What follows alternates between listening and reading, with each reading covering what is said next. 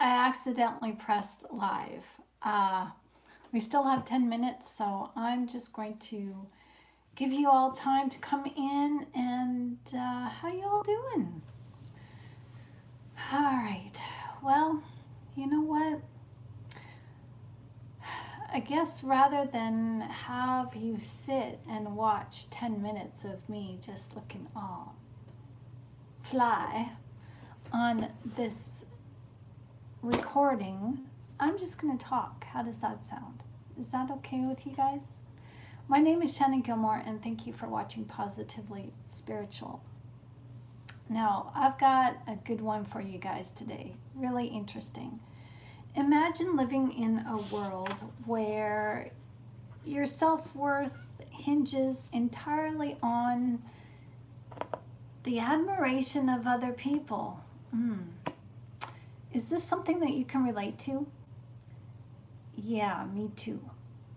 This is a trait that we all share. We have this in common with each other, including the narcissist. Ooh. But the difference, like, don't go turning me out just yet, because I've got something to say on this, and you're going to want to stick around to the end of this video, because this is going to be enlightening. Because on this channel, we don't always just share the psychological viewpoints of psychologists.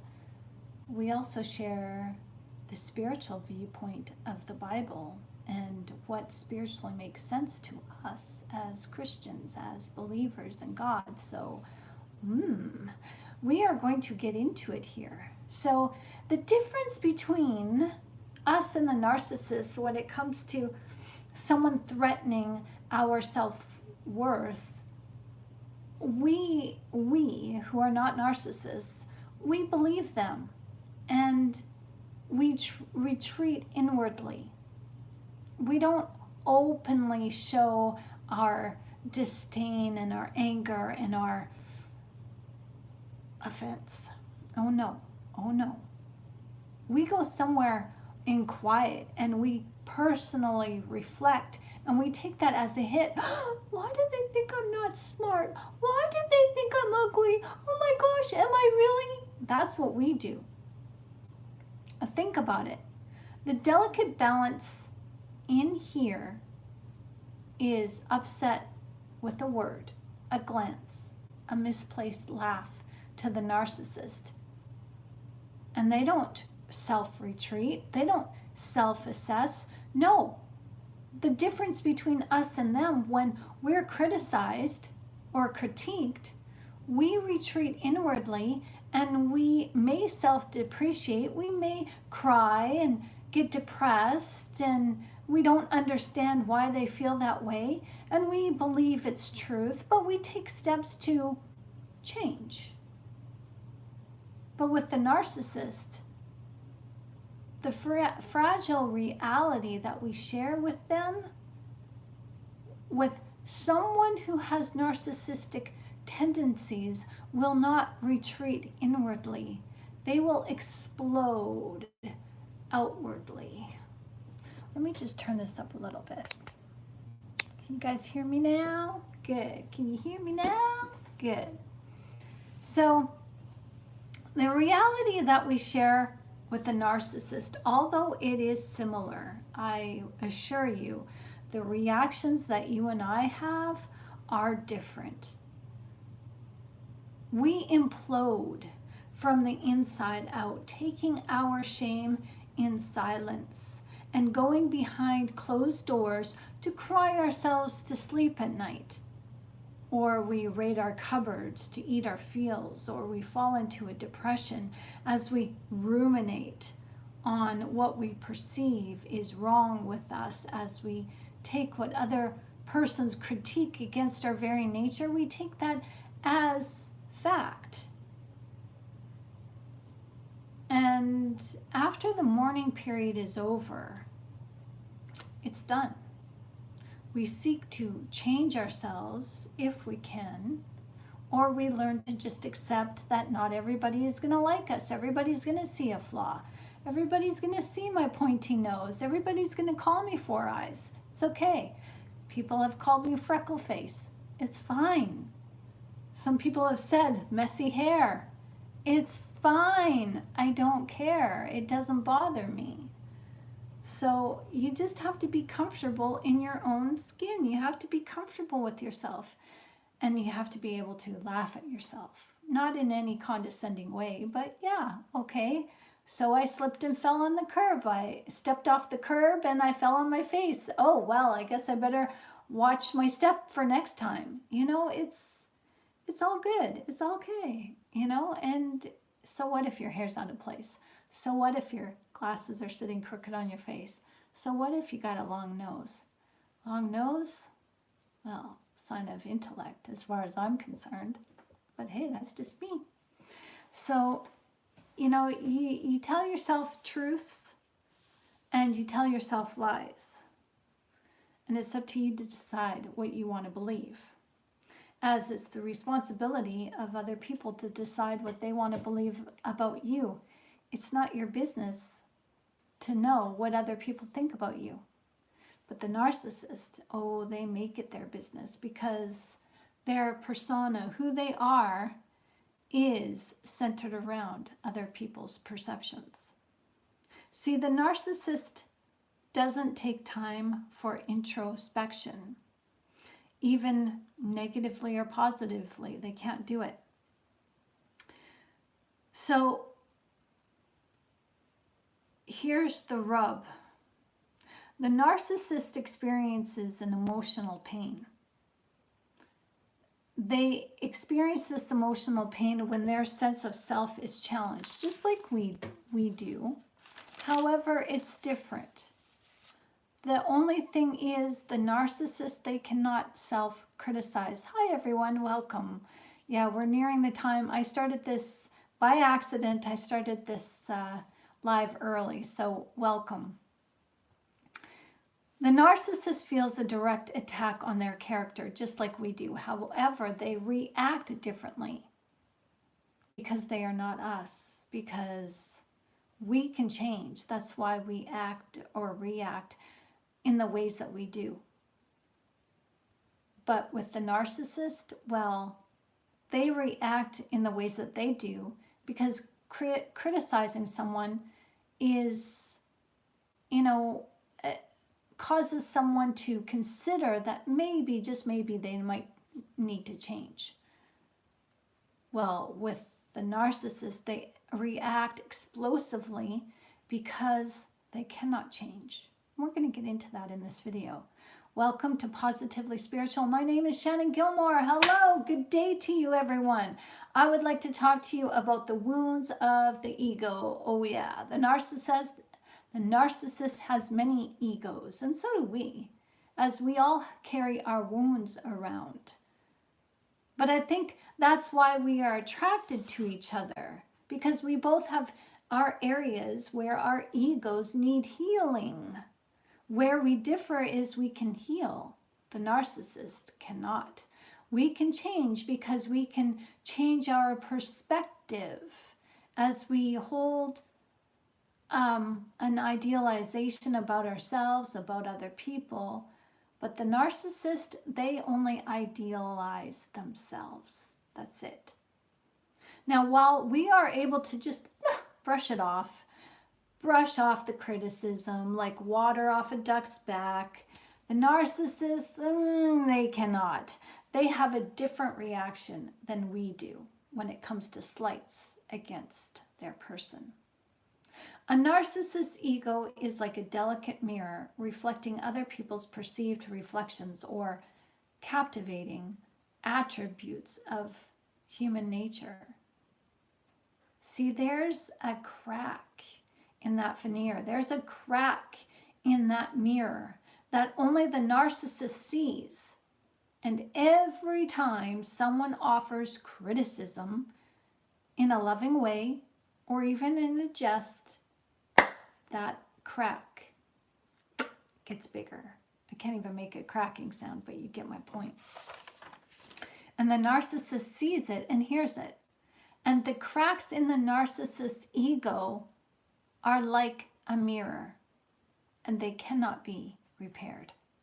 So the narcissist has to dig in and put on a brave face and rely on who or she is, rely on who he or she is, pardon me, and wait.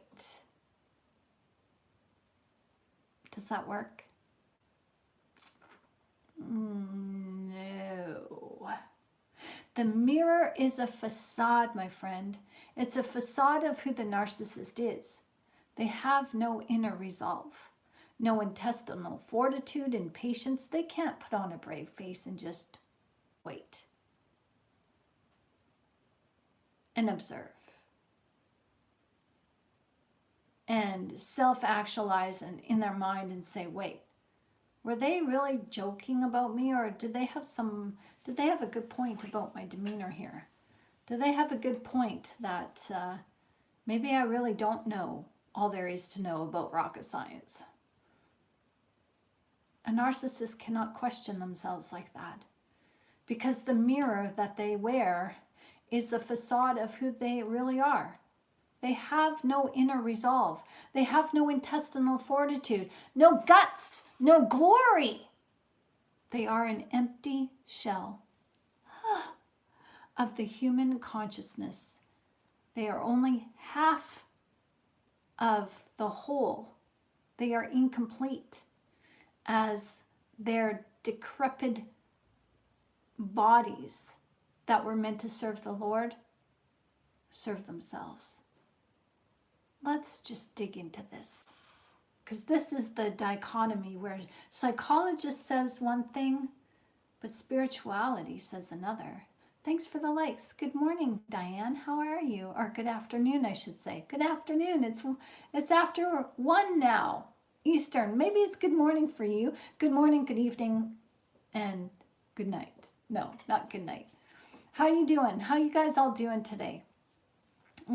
We are unpacking something that, I came across. Well, I'm just going to say it. I didn't know what I was going to say, and God led me to, understanding or unpacking the narcissistic injury. And as I was writing the script for this video, God gave me some insight. So I just want to be able to share that with you. If you're welcome, if you're willing. 1 p.m. for you. Good, Diane. We're on the same time zone. So, so I just want the opportunity to share this insight with you.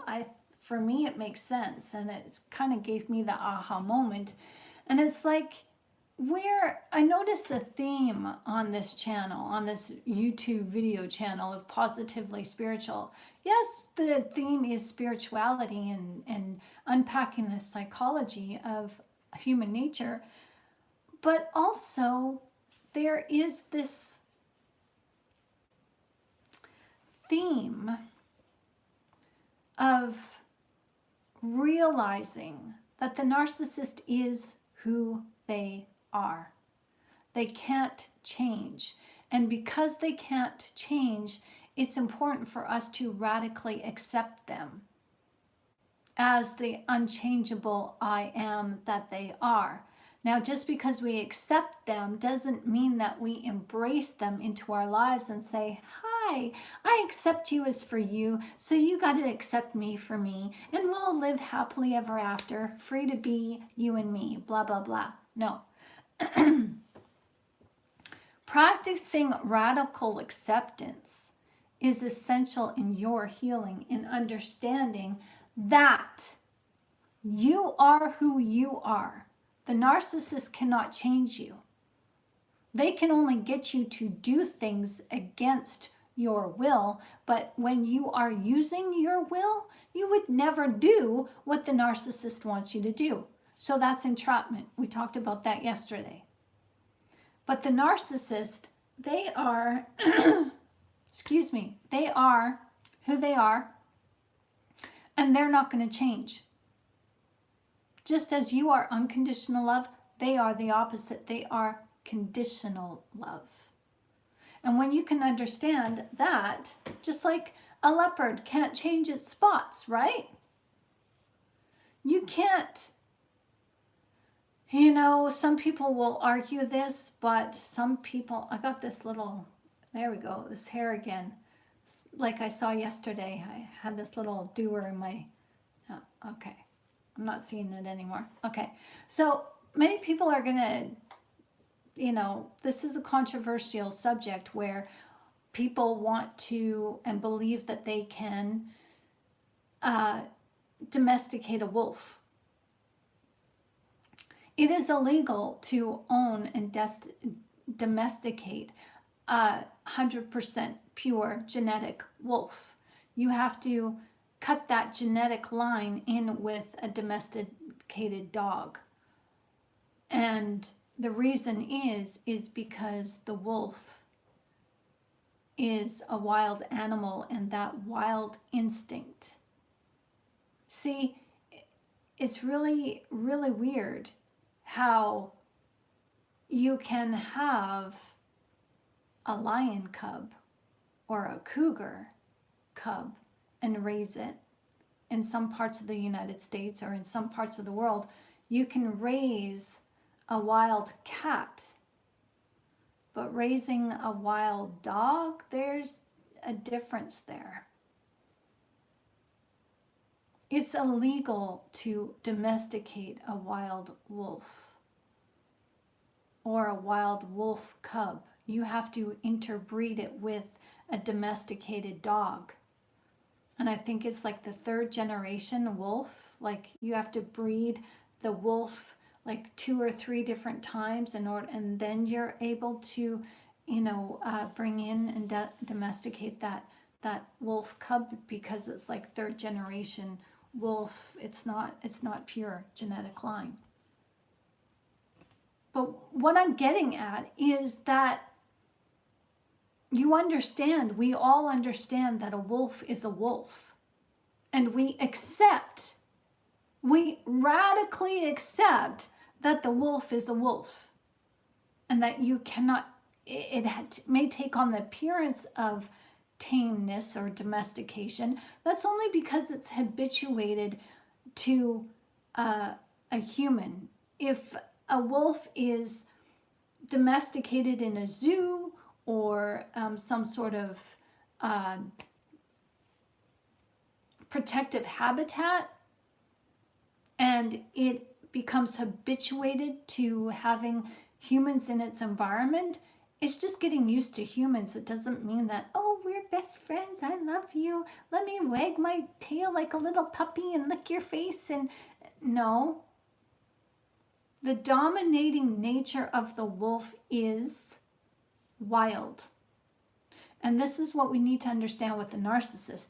The dominating nature of the narcissist is wild. They take on the appearance of being domesticated. I love you, let's live together forever. We talked about that in yesterday's video. So let's just dig into this, okay? Because practicing radical acceptance, this is the theme. Accepting the narcissist for who they are and that they can't change helps you to stay away from the narcissist and helps you to actually heal from the narcissist as you learn. Okay, I can't change them. Even though I love them, I can't change them. I can only change myself. So when you understand that through radical acceptance, then that is where healing comes. Because you're not fixated on them. Did they ever love me? Did they ever want me? Did they ever need me? Did they ever like me? Are they with somebody now? Are they treating that person better than they did with me? Who cares? Your ego wants to be placated. And we're not here to placate the wounded ego, because the wounds of the ego are not our friend. The wounds of the ego, we keep fostering those.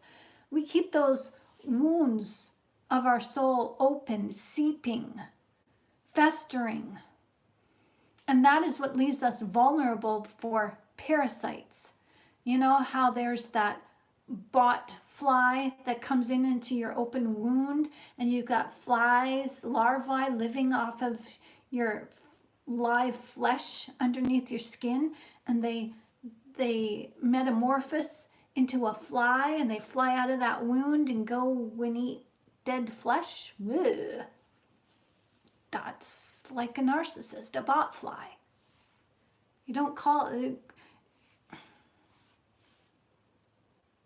The narcissists of Scripture, the Pharisees and Sadducees, didn't call Beelzebub the Lord of the Flies for nothing. A narcissist's ego is like a delicate mirror, reflecting a facade of goodness and goodwill, as they reflect your goodness and goodwill back to you. But one crack, just one misstep in mishandling that mirror, you mishandling that mirror, begins the external dance of validation for the narcissist.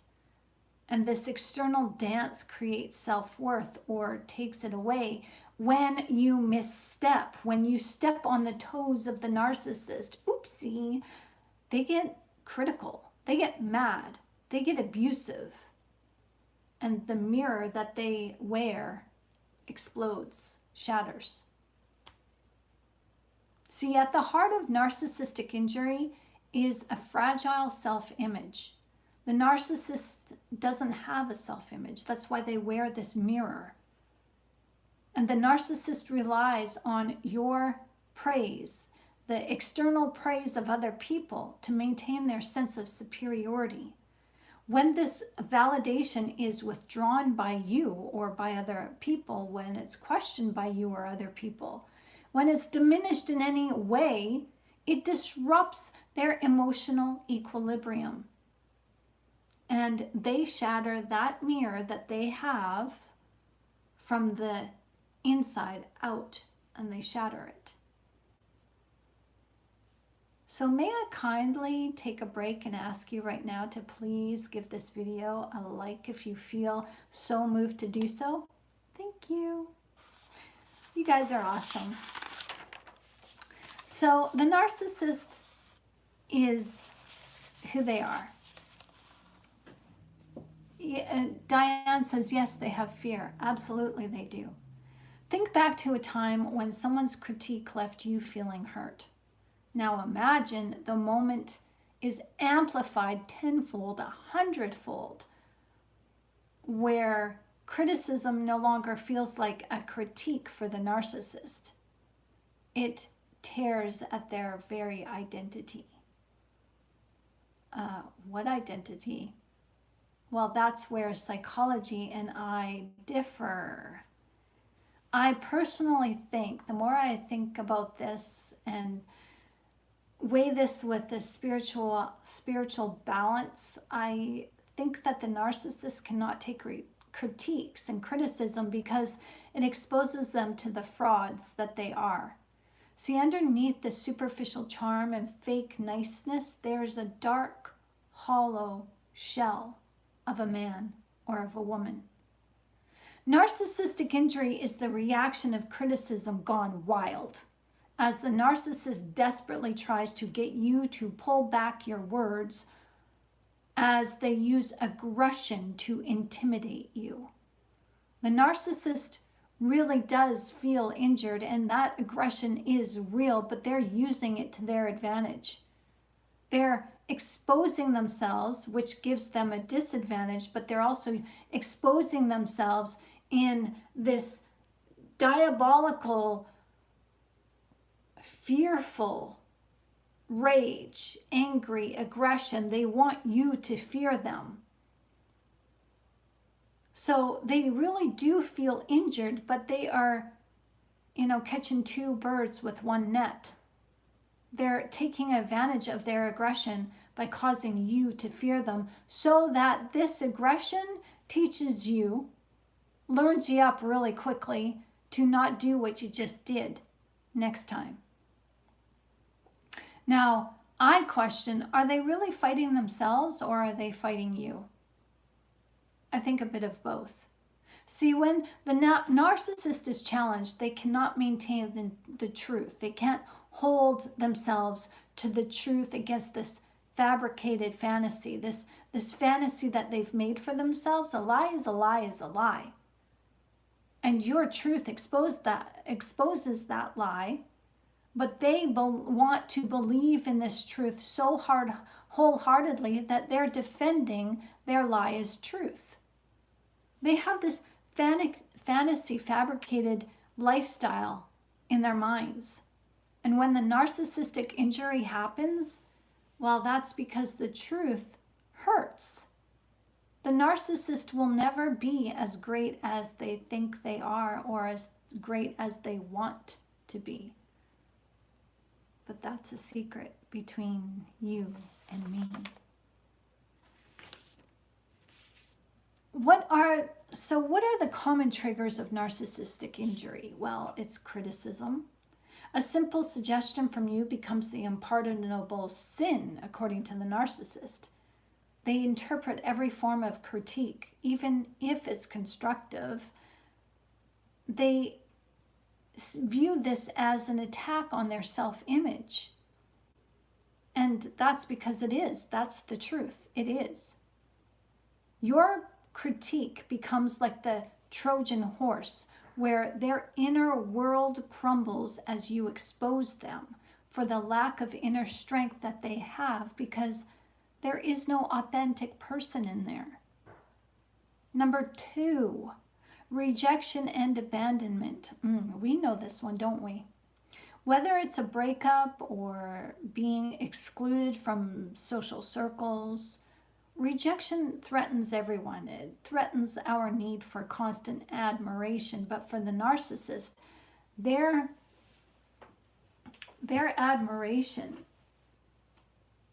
the admiration, that they get from others is what builds their character.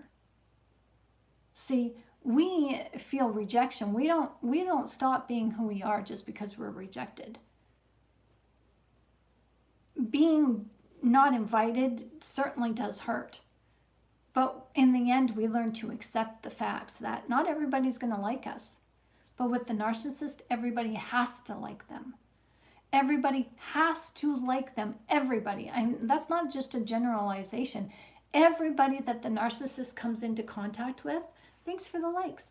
Every person that the narcissist comes into contact with is a potential, well, not it appears that they're friends, but no, this is a potential person to idolize the narcissist. So rejection and abandonment for the narcissist takes away the narcissist's sense of self-worth. It exposes them to the truth, and in their eyes, they're not just being laughed, they're being betrayed, because everybody is supposed to hold the narcissist up in such high regard that the narcissist is idolized. Number 3, the narcissist compares themselves to others. If they perceive someone is more successful or more popular, they then feel inferior. And so you'll see over-the-top behaviors. It's the more that you shine, the more they whine and wither away, playing that "it's not fair" tune to the sound of their tears and self-delusion. Number 4, there's a loss of self-control that triggers the narcissistic injury. This loss of self-control, happens when the narcissist, they're driven on dominance. And that's the only way that their ego cannot be challenged, is when they dominate others. They dominate through fear. When you can no longer be manipulated through fear, they feel exposed and powerless, triggering a profound emotional response. Whew. So if you guys haven't done so already, can you subscribe and like this channel? Thank you. I'm trying to get the algorithms to boost this channel to keep it going, because we were going strong there a few weeks ago, and then now it's just kind of stagnant, and we got to get that back. So I need your help. If you can help, thank you, because this isn't just my channel, it's ours. This is your information too as you contribute. So why not share this channel? If you like it, go for it. So there are we talked about the 4 criteria, the common triggers of narcissistic injury: criticism, rejection and abandonment, comparison to others, and a loss of control. So imagine a narcissist in a situation where they no longer have control. And maybe you've been in a situation like that, and it can be pretty scary. I know. I was just over a year ago, I was in a situation where I was confronted by the narcissist who raged, and it gave me PTSD. I mean, I was walking on eggshells for a very long time, and God helped me through it, because God was helping me see the error of my ways, not concerning the narcissist, but just concerning my own self-worth. And he's been building my self-worth up by helping me to detach, helping me to not live in fear and understand where fear comes from. It comes from the ego, the analytical portion of the mind. But if you just let go and let God, and don't be afraid, then God will come through for you, because God fights for you. You don't need to do anything. And so when you understand that the narcissist is working from their fear, they have no control over themselves, even though they have this perception of holding themselves together. That's why they need you, they need us, because without us, their fantasy world in their mind would fall apart, because they have this deluded sense of superiority, with this deluded sense that they can do no wrong. And all of these 2 paradigms are held together by your attention. And when you no longer give them attention and say, yeah, you're not so great yourself, Mr. or Mrs. Narcissist, who died and made you king of the world, or king of my heaven in me, not you. When you stand up to the narcissist, or even worse, when you ignore the narcissist, well, what do they feel? They can't help but feel their identity lost, a loss of self. And this loss already is permanent. This is where we lose the psychological aspect and we get into the spiritual aspects of what really makes the narcissist tick. As I said early in this video, the narcissist is half of a human being, where we are created as a 2-portion individual. The narcissist only has the egoic nature of them, which feeds on fear. And so I think that this loss of self is permanently felt. They feel it permanently. And I feel like what we're really seeing in the narcissist, with the rage and the aggression, and they're jumping from person to person to get different types of supply. I think what we're really seeing here, and correct me if I'm wrong, but this is just my opinion and it feels right to me, so I'm going to share it. If it's right for you, great. If it's not, then that's okay too. But this is only my opinion. I believe we are seeing the 3 stages. There's actually 4 stages of grief, or really 5, but I think we're seeing 3 stages at best. We're seeing 3 stages of grief play out in narcissism.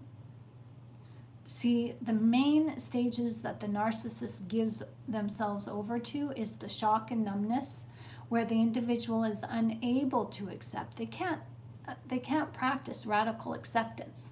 They are unable to accept the loss within them that has happened. So they go yearning and searching. The individual becomes aware of the void left after this loss. And number 3, they have disorganization and despair within. The initial acceptance of the reality of loss is incomplete, as they do initially accept, okay, what is done, but at this stage of grief or mourning the loss of someone, this disorganization and despair actually leads to the acceptance of reality that, okay, my loved one is gone, they can't get back, so how do I keep living without them? How do I make them a living legacy in my life? How do I keep this feeling of love for them growing in my life, even though they're not physically around me? That's the last stage of grief, and that's usually when a person gets to that point, they're stuck in that, in the way of they accept. It's a daily ritual of acceptance. But for the narcissist, they only accept so far that, okay, I have this loss, but they can't accept that it's permanent and that they can't do anything about it. They're like, oh, hell no, I'll fight this loss. I'm fighting this. I can get it back. I can get back what I lost. And so they're in this perpetual state. Their roller coaster loop feed, if you will. They're stuck in shock and numbness as they're unable to permanently accept the loss and just live as how they were meant to live, with the curse of God on their heads. And this unacceptance of their reality keeps them yearning and searching for what they lost. They're aware of a void left after a loss. And then they have this acceptance, but they aren't able to fully accept. So the 4th stage of grief is recovery. And the individual adapts and moves forward. Well, the narcissist's recovery is adapting these modalities, these stages of grief into their life. The narcissist vacillates in between 3 main stages of grief and may even accept who they have become, but cannot deal with the shame. And so they recycle the stages of grief, and that is ultimately what I believe we are seeing in the narcissist. The narcissist acts out these stages of grief, and it's now become their personality. And this is how we form relationships with them. Maybe somewhere deep down inside, our spiritual nature knows, but we're not aware of it, that the narcissist is in a perpetual state of grief, and so we give our undying love to them, our unconditional love to them, and we let things go. You can treat me that way. Oh, you didn't mean it. You know, because when people say things out of grief, yeah, it hurts, but they didn't mean it. And maybe there is a spiritual aspect to this that we do not know, because we're blinded to it, because we don't know the underpinnings of unconditional love, and most of us don't even recognize where unconditional love comes from. And so this is why we dismiss a red flag. And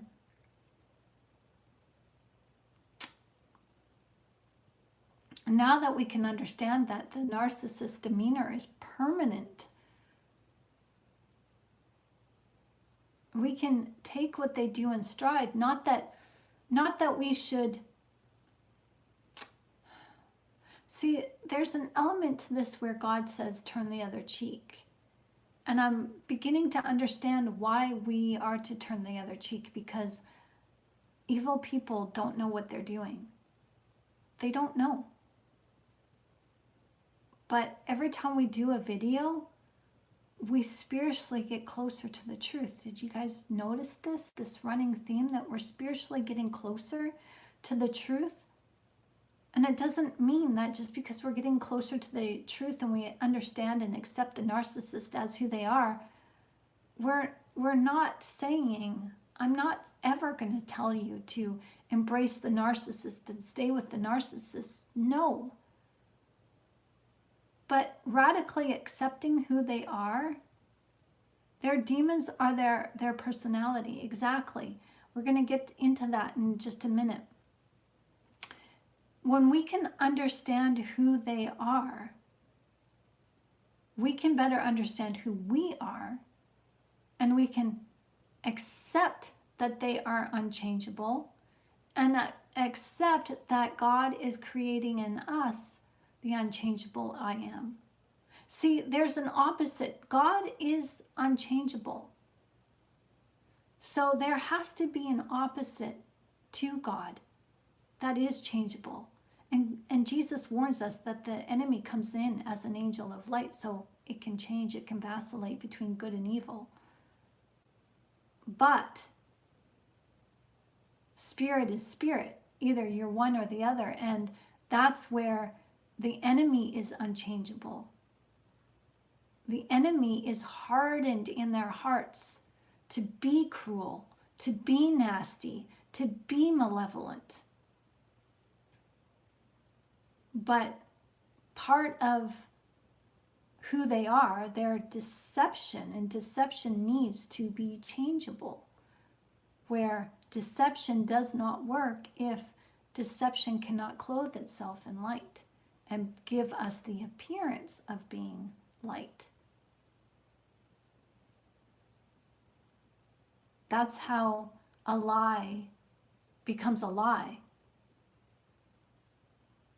If the lie didn't hang on to the truth in some way and distort it, it could never be called a lie. Make sense? So again, this is my opinion that they recycle through the stages of grief. And it makes sense to me as they have this eternal wound. And this eternal wound goes right back to the enemy in Genesis. Because the narcissist, the Bible tells us that we have this generational curse on us. Well, so does the narcissist. We can stop this generational curse. They can't. The sins of their father, the devil, who cursed his own children to damnation by what he did with Adam and Eve in the garden. See, narcissists are thought to be products from, this is coming from psychology. Narcissists are thought to be products of early emotional childhood trauma, or unmet, or having their needs unmet in their childhood. Now, I believe this only exasperates an existing character within the child. I mean, let's look at this from the spiritual lens, where God says that he hated Esau before he was even born. Psychology dictates that the inflated self serves as a defense mechanism, as a way to protect their deep-rooted insecurity. When this shield is penetrated, they experience the pain of exposure. I believe it's more like this. God took away the enemy's authority, his inward beauty in unconditional love was stripped bare, and also his outward beauty, the vibrant colors of heaven. The enemy no longer shines. Now, this is what was passed down to the offspring through spiritual genetic epigenetics, if you want to call it, spiritual epigenetics. This was passed down, but having no memory, the individual accepts or learns to believe for some unknown reason. And they just go on to believe that they were born this way. It's like you. you have your parents' mannerisms passed down to you. And someone may say, oh, your laugh is so quirky. Where'd you get that from? That's so unique. And it may be passed down from your mom or your dad. And we've done the thought experiments through scripture and using genetics in another video from Thought to Being and other videos like it. I forget the other one. But I talk about where the spiritual genetics, the female and male accentuations that make up who you are passed down genetically through a spiritual genetic line directly from your parents when you were conceived. Science proves that mitochondria DNA comes from both your parents into you to create you, your body. But what about your spirit? The masculine and feminine natures of both your parents are into you through conception. And so most of the time we go on, I don't know why I do that, I just do it. I don't know why I think that, I just think it. I don't know why I said that, I just said it. It all has a spiritual root. So just think about that, because that is exactly what happened with the enemy. We were born with the masculine and feminine spiritual natures of our parents.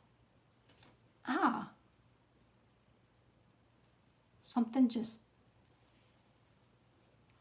Okay, that was weird. That was really weird. The Lord rebuke you. That was really weird. I felt something just kind of touch me or something. What the heck? See, when we talk about narcissism, there's shiitake mushrooms going on. So Lord, please clean this air. Please, I'm a little bit embarrassed. I'm just like, wow, that was weird. Okay, so armor up. Okay, I'm armoring up. Lord, please take care of any negativity in this room, in this house. Surround this house with your angels. Surround the people, your family who are watching this video right now. Protect them and guide them. Thank you, Lord. I didn't do that. I didn't pray before I started this video. And I notice whenever I talk about narcissism, especially when I get into the spiritual nature of it, we start seeing lights around and yeah. So, yeah. Wow. So thank you, Jesus. Amen. All right. So when you look at your spirituality of you having some spiritual genetics, the feminine and masculine qualities that make up your spiritual nature, those are from your parents, and you have to tame your parents. You basically become a parent in here to your parents who are on the outside of you. But the narcissist was incomplete in the way that they were stripped of the spiritual nature that made them a complete benevolent being in heaven. They are void of unconditional love. God took away the enemy's authority, his inward beauty of unconditional love, and his outward beauty too, the vibrant colors of heaven. The narcissist doesn't have a light to shine. And this was passed down to them from their spiritual father, the enemy who coerced Adam and Eve into sexual proclivities before they were ready. Now, this empty hollowness, the lack of unconditional love, is now a void. Do you not think that the narcissist would feel that void, even though that void doesn't belong to them? It belongs to their dad. That their father, the enemy, felt that void. Just, in movies, you've seen it with the narcissist. When the narcissist has their wings clipped, they're like, no!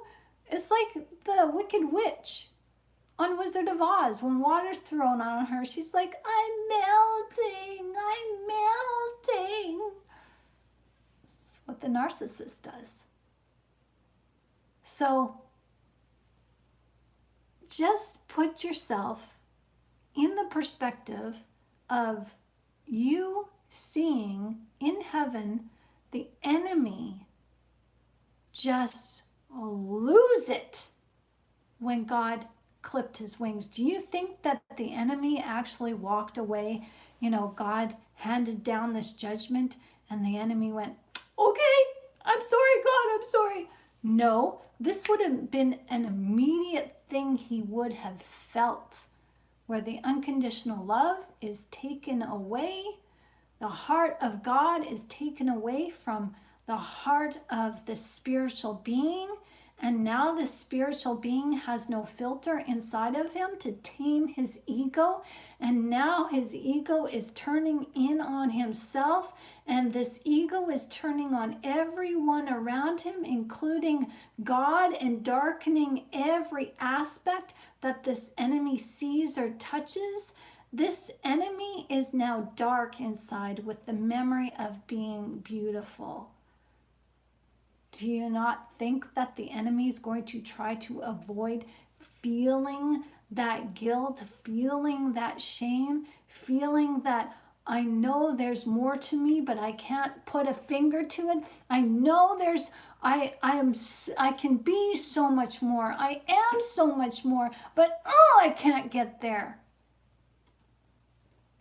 That's how the narcissist feels, because that feeling is passed down spiritually, genetically. It's a spiritual genetic marker for every narcissist to instinctually feel that void, to fill that void that they feel.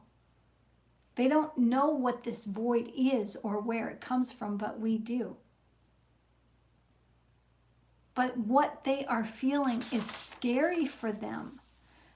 That fear is passed down to them from their spiritual dad, their spiritual ancestor. The enemy was stripped of his authority. Do you not think that would make anyone feel empty and regretful and shameful?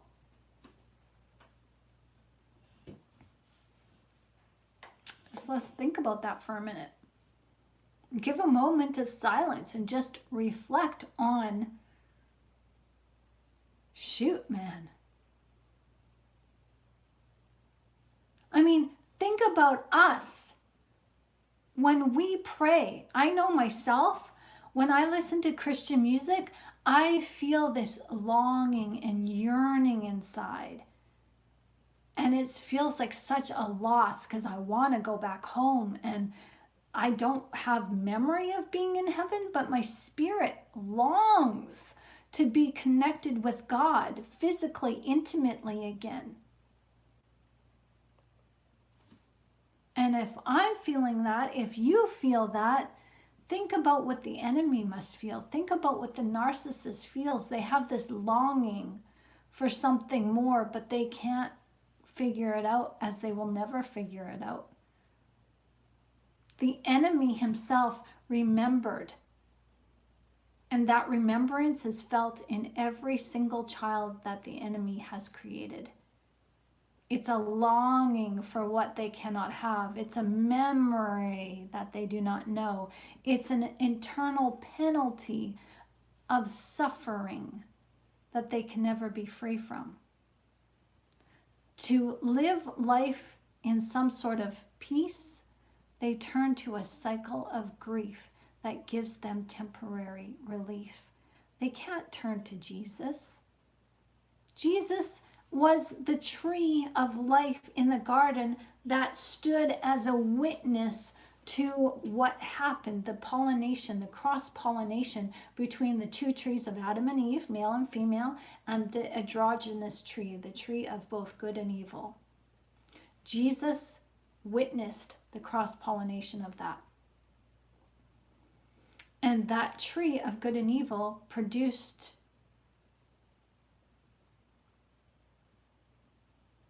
the enemy. So the enemy may not know who they are, the narcissist may not know who they are, but Jesus, the tree of life, certainly knows who they are. And Jesus says, these people honor me with their lips, but their hearts are far from me. That's the narcissist.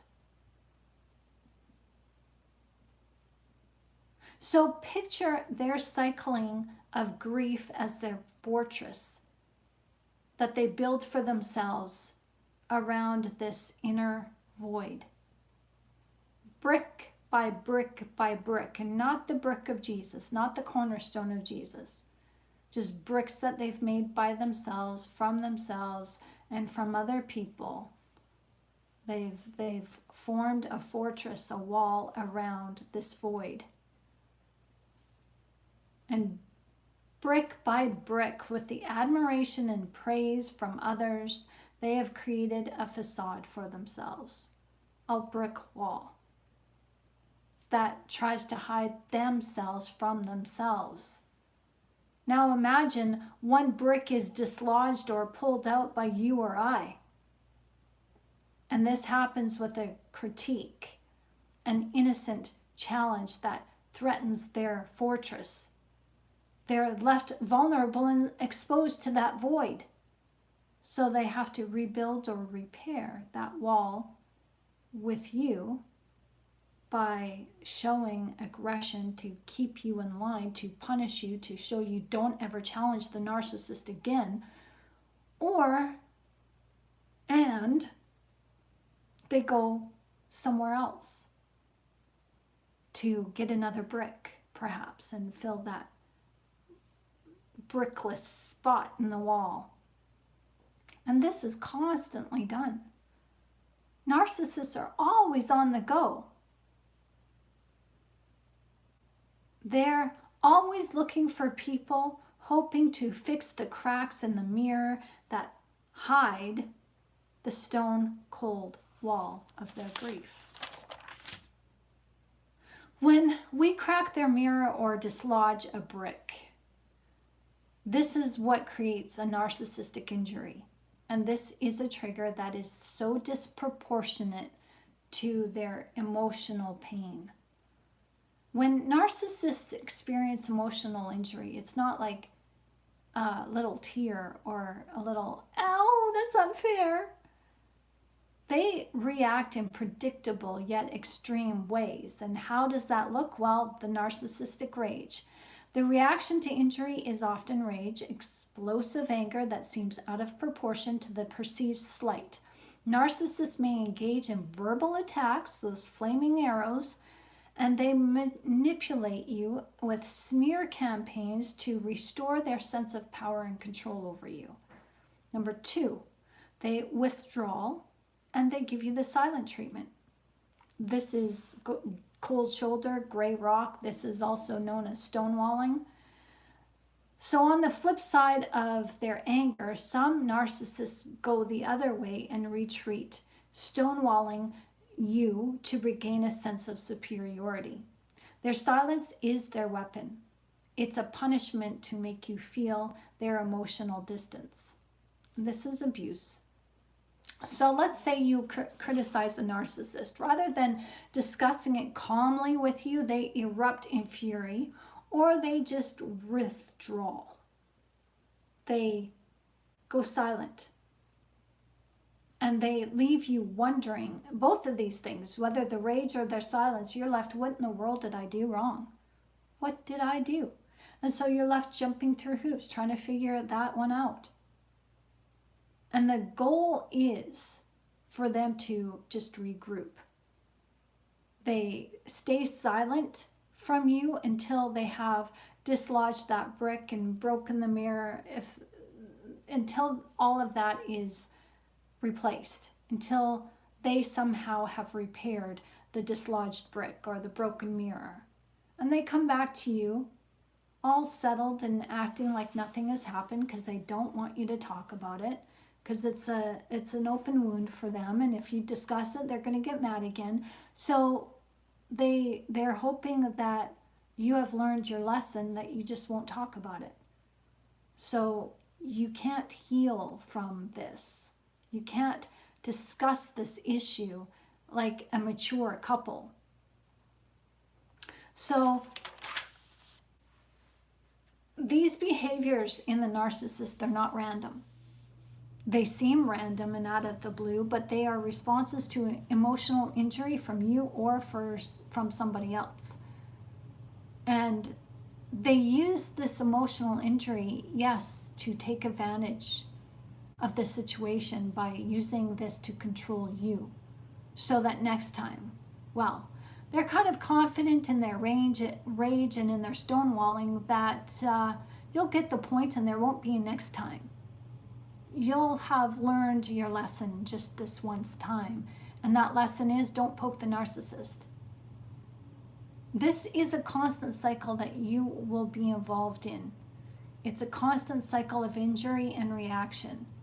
And if you are not the one to criticize the narcissist, someone has. And you will no doubt feel the narcissist's wrath on you. And you'll be like, this just came out of left field. I know I didn't say or do anything. I'm not to blame here. And it's because somebody at work, somebody in their family life, private life, another supply outside of your relationship got them going. And they are assuming that you are probably thinking just like how that other person made them feel. So you'll be left, in any narcissistic relationship, you're going to be left walking around tenderly and cautiously, wondering, should I say that? Maybe I shouldn't say that. Did I wash the dishes? Did I wash his plate? He wants his plate for dinner every day. The same plate for dinner every single day. Is it still in the microwave or in the dishwasher? Oh my gosh, maybe I better go back home and wash the dishes and have his dinner ready. You become hyper vigilant, hyper aware, as the narcissist rages cause PTSD. Have you ever felt like you had to measure every word around someone else for fear that they will overreact? That's the reality of those who are caught in the orbit of a narcissist. Being forced to witness their emotional meltdown is abusive and traumatizing. Like I said, it does leave you hypervigilant and overly cautious, as you're made to live in fear.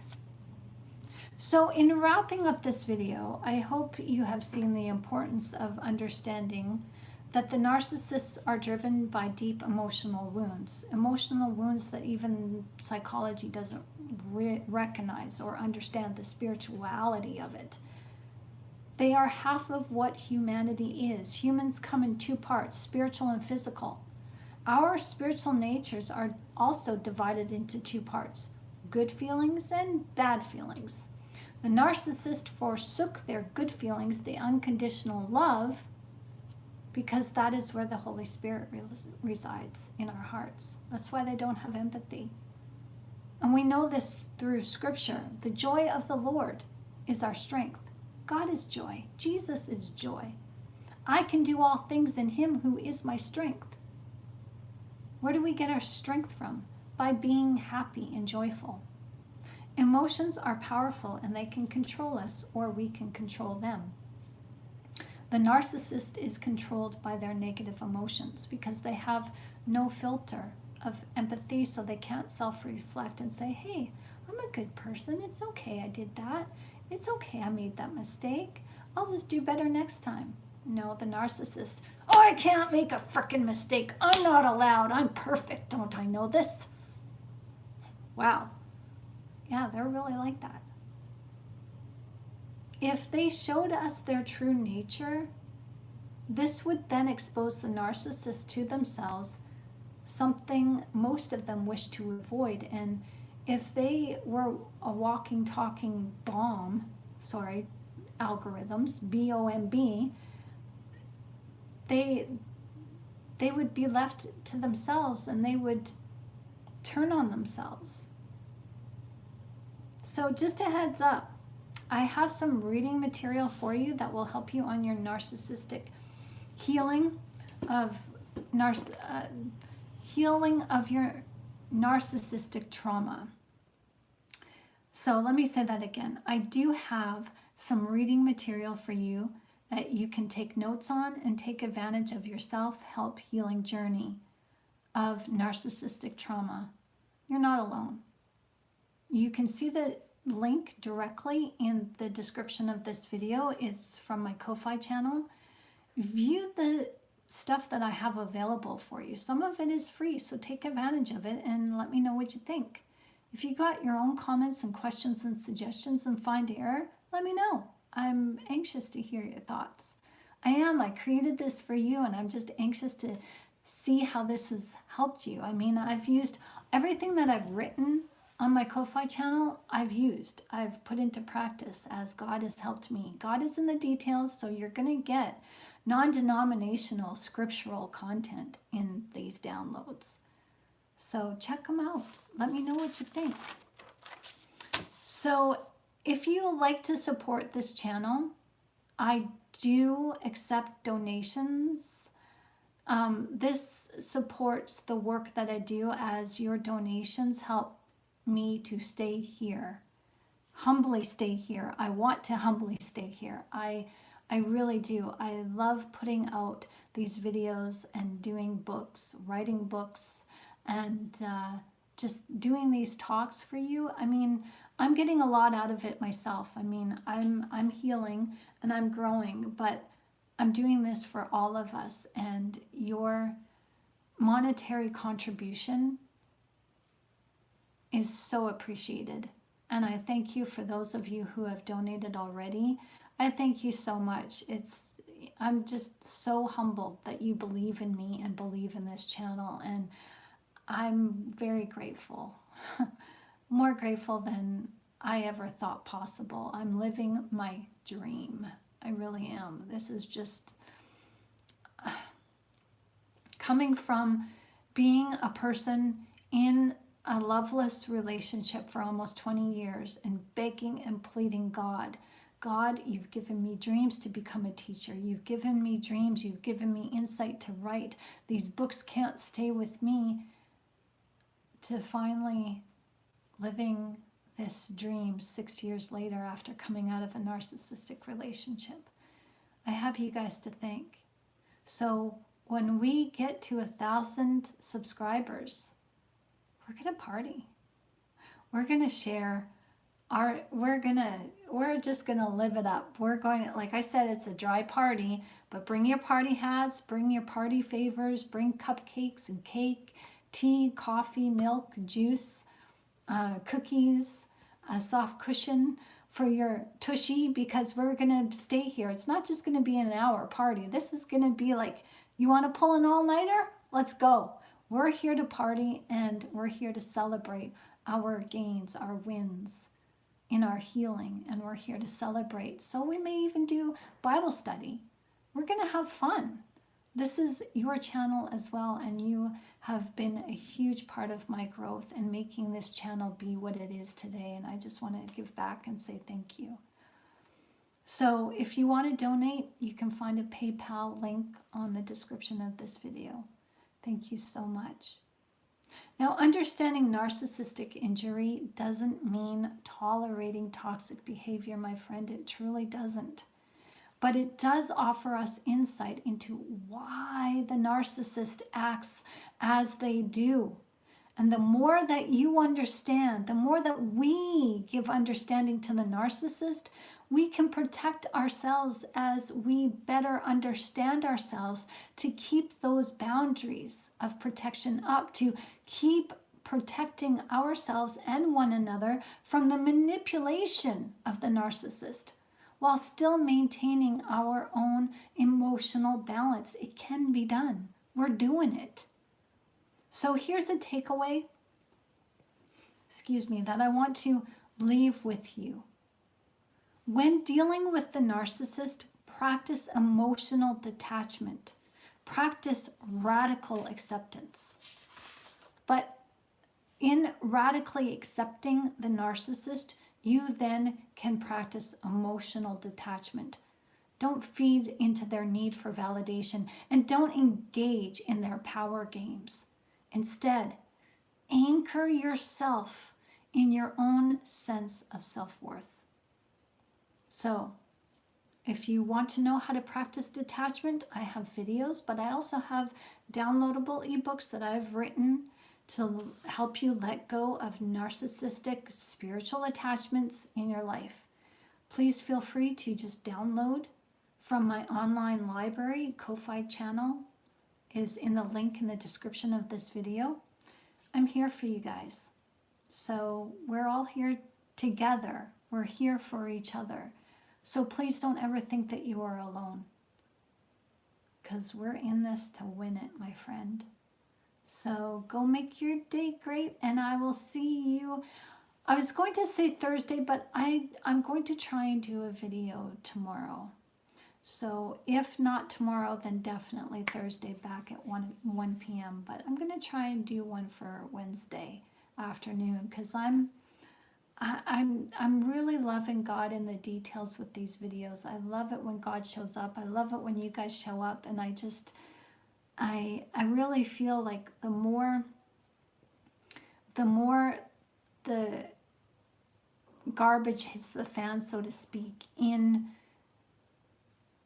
the airwaves, on the media, through the news. I want to be delicate here with certain musicians. There's things that are coming out, and like I said in another video a few days ago, that we are the cleanup crew. We are here to help heal others, and we definitely don't want to burn ourselves out, but this is our time to shine as we allow God to shine through us. And we've got questions. And many people have questions that they're going to turn to us for answers. So, I feel a sense of urgency to just keep doing this for as long as I can do this for. So with your help, I'm going to be doing this for a long time. So keep those likes coming, keep those subscriptions coming, share this video, share this channel, and download free and paid content to support me in this channel, as I am an author, I am a peer support mentor. And if you can't support that way, as you feel like you don't want to go in the way of self-help, that's fine. Just consider donating and supporting this channel that way. Thank you, everyone. Now, please just go make your day great. I love you. I really do. See you tomorrow. And if not tomorrow, definitely Thursday at 1 p.m. Thank you, everyone. Bye-bye.